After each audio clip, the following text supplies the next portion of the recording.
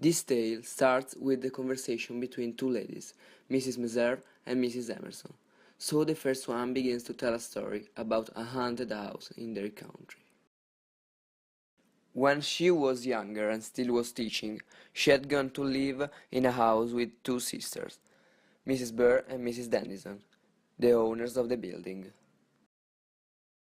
One night, a little dreadful child appeared to Mrs. Meserve, repeating the sentence, "I can't find my mother."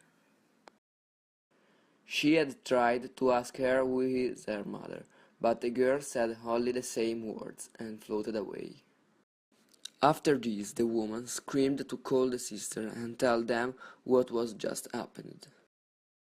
So they finally said to her that they had already seen the child in the house, and then started to tell the origin of that creature.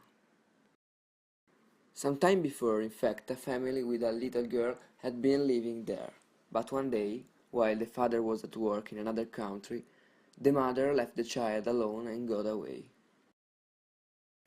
The girl was found dead and frozen after days.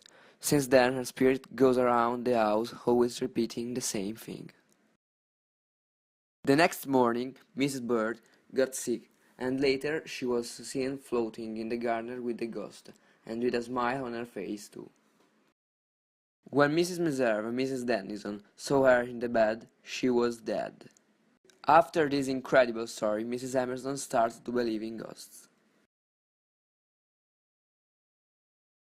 Created using Powtoon.